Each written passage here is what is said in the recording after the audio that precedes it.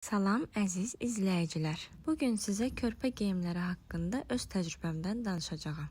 Çalışacağam ki, ətraflı məlumat verim. İndi isə başlayaq. Əmizdirmə önlüyü. Bunun uşaq paltarlarına aidiyyəti olmasa da, sizinlə bölüşmək istədim. Təkcə süd verən anaların çətinlik çəkdiyi, körpə ilə bir yerə getdikdə körpənin acımasıdır. Bu əmzirmə önlüyü sizin qurtarıcınız ola bilər. Əlbəttə, bu təbii prosesdir. Bir çox ölkədə ananın körpəsinə belə halda süd verməsi normal qarşılanır. Övladınızın sağlamlığı sizin üçün digərlərinin fikir və düşüncələrindən daha vacib olmalıdır. İlk olaraq bu can köynəyini göstərmək istəyirəm. Adətən bu geyimi yeni doğulmuş körpələr 40 günlüyündə istifadə edirlər. Lakin mən istifadə etmədim. Çünki bu geyim körpənin əyninə tam oturmur. Körpəni hərəkət etdirdikdə bu geyim də əynində fırlanır. Buna görə də can köynəyi almağı məsləhət bilmirəm. Əgər almaq fikriniz varsa, qolları bağlı can köynəyini ala bilərsiniz. Çünki körpənin dırnaqları çox iti olur. Üz nahiyəsini cızmasın deyə bu tip köynəklər daha yaxşıdır. Körpə üçün body alarkən, bu tip başdan keçirilməli bodydən uzaq durun. Çünki onlar üçün geyinib soyunmaq əziyyətli işdir. Başdan keçirilməli olanlar isə 2 qat əziyyətdir. Uzun qollu isə yeni doğulmuş körpə üçün zülümdür.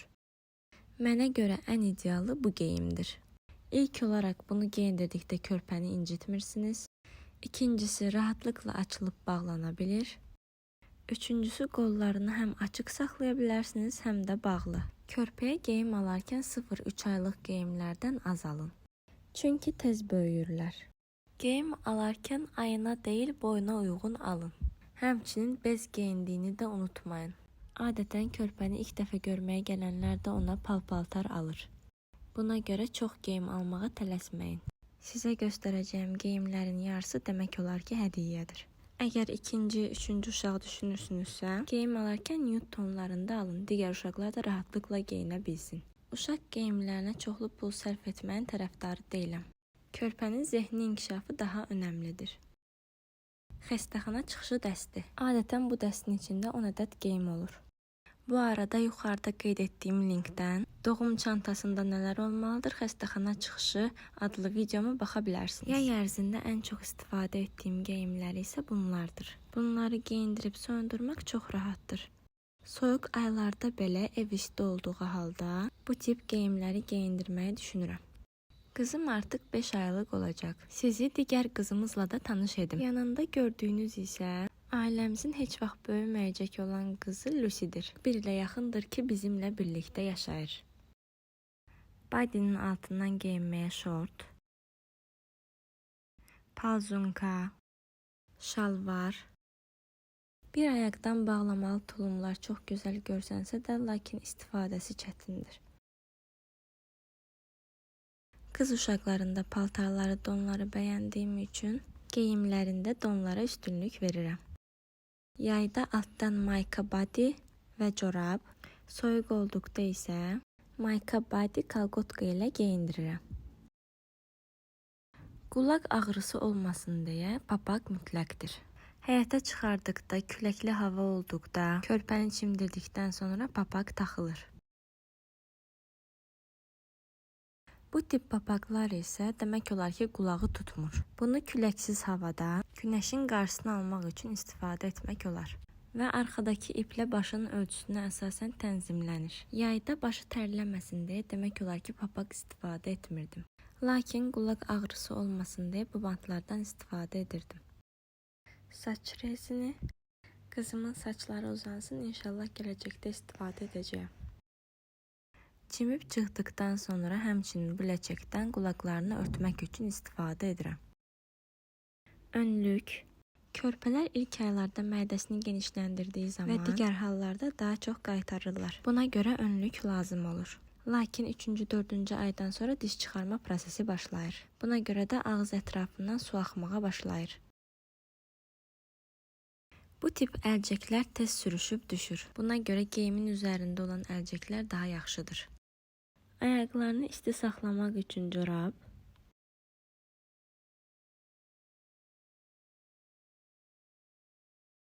yun toxunma corablar, Kalgotka,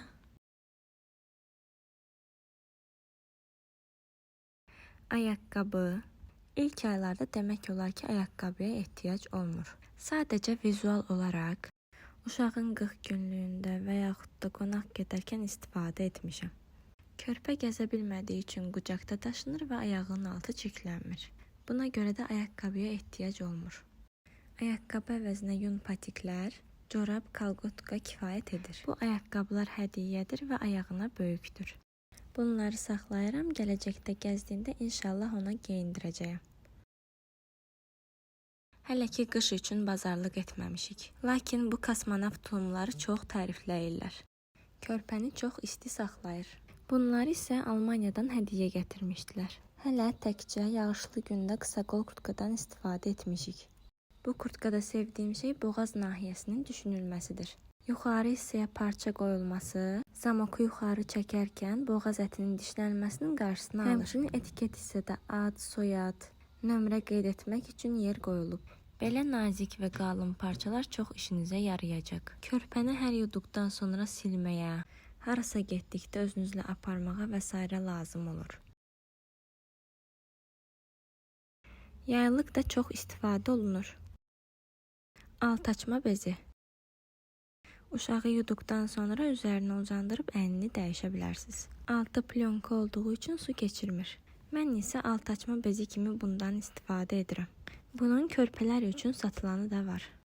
Lakin mahiyyət olaraq eyni şeydir. Əsasən ilk 40 günlükdə bunu istifadə etmək çox rahatdır. Çünki ilk 40 günlükdə insan yorğun olur və çirkli alt bez yumaqla əlləşmirsiniz.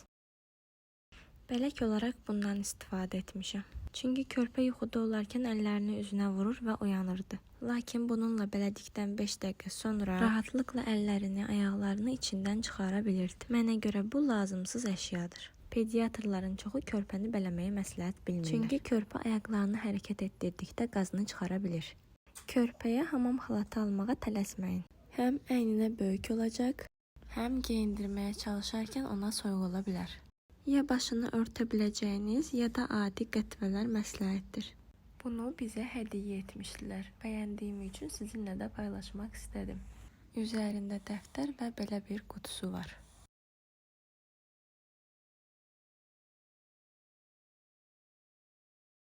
Körpə üçün yataq dəsti. Bu dəstə daxildir. Ədyal, döşəyağı, yastıq üzü, yorğan üzü. Ədyal ən çox istifadə edəcəyiniz şeylərdən biri olacaq. Yay üçün nazik, qış üçün qalın. Ən az 3 ədəd ədyal alın. Ümid edirəm ki, bu video sizə faydalı oldu. İndi isə sizinlə körpəmin 5 ay ərzində geyindiyi kombinləri bölüşmək istəyirəm. Özünüzdən müğayət olun, hələlik.